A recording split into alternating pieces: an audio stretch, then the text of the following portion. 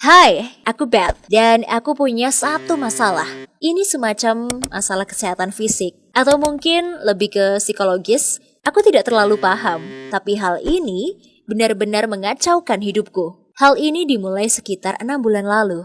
Aku sedang berbicara dengan temanku, Erin, ketika ini terjadi untuk yang pertama kalinya. Hari itu adalah hari yang biasa saja. Kami akan pergi ke sebuah pesta dengan beberapa orang dari sekolah dan Erin bercerita tentang seseorang pria yang ia taksir. Aku tidak terlalu peduli, jadi aku membiarkannya untuk terus bercerita. Ngomong-ngomong, kurasa dia benar-benar ingin membuat pria itu terkesan karena Erin mencoba sekitar 40 pakaian yang berbeda dan bertanya mengenai pendapatku tentang masing-masing pakaian. Tidak hanya itu, dia juga mencocokkan antara make up dengan pakaiannya dan memastikan dia memakai warna lipstik yang tepat dan anting-anting yang cocok dan hal-hal lainnya yang menurutku tidak penting. Lalu, pada saat dia mencoba pakaian ke-47 kalinya, aku merasa seolah-olah mataku berdarah. Padahal aku hanya main HP dan mengangguk setuju menyetujui pakaian yang dipilih Erin. Tapi kemudian, Erin berhenti memilih baju dan berkata, "Ada apa dengan wajahmu?"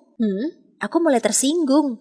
Tapi kemudian dia memberikanku sebuah cermin. Dan aku melihat bahwa tiba-tiba saja wajahku dipenuhi ruam. Sepertinya aku mengalami semacam reaksi alergi. Aku belum pernah mengalami hal seperti ini. 5 menit kemudian, ruam itu hilang. Aku mencoba mencari tahu penyebab timbulnya ruam ini. Tapi ini bukan karena makanan atau pewangi pakaianku. Aku tidak tahu penyebabnya. Jadi kupikir itu hanya suatu kebetulan yang aneh. Aku pikir hal itu hanya terjadi sekali dan tidak berbahaya. Rupanya aku sangat salah. Hal itu terjadi beberapa kali. Aku sudah ke dokter untuk konsultasi tentang ruam itu. Tapi ruamnya tidak pernah muncul pada saat aku sedang konsultasi. Dan para dokter tidak menemukan penyakit pada tubuhku. Aku semakin takut setiap kali ruam itu muncul.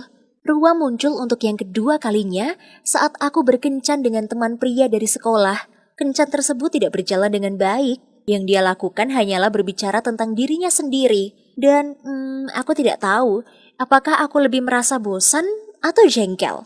Dia sama sekali tidak peka dengan responku yang jelek. Pada saat akan berpisah, dia berkata, "Aku menikmati kencan ini. Kapan-kapan kita harus pergi lagi."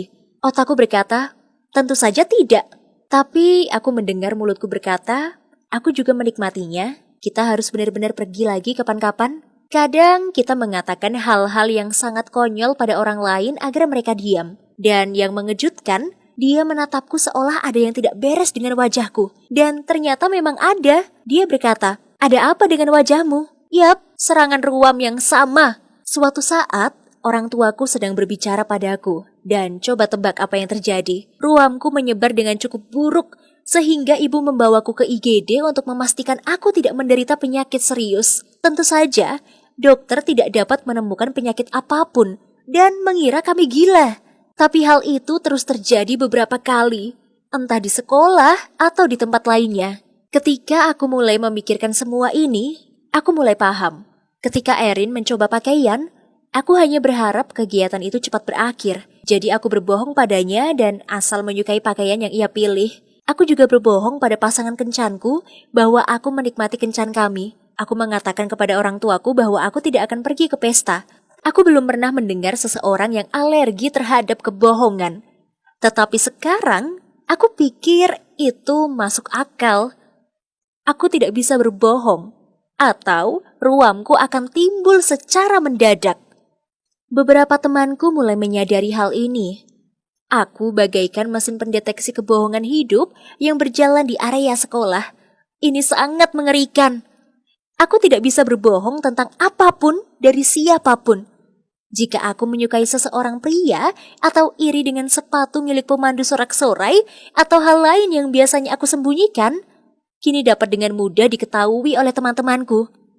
Yang harus mereka lakukan hanyalah bertanya dan aku tidak akan bisa berbohong.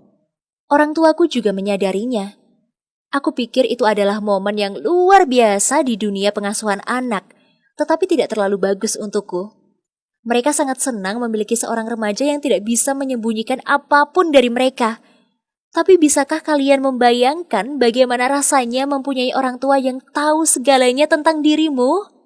Aku tahu berbohong itu memang salah.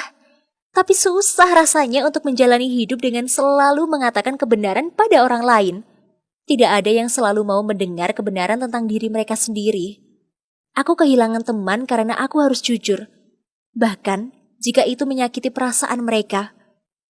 Bahkan jika aku berbohong untuk melindungi perasaan mereka, mereka akan tahu bahwa aku telah berbohong. Jadi sepertinya aku bahkan tidak bisa menyimpan rahasia apapun untuk diriku sendiri. Sepertinya semua orang tahu semua yang aku pikirkan. Ini sangat menyebalkan. Dan aku tidak tahu harus berbuat apa.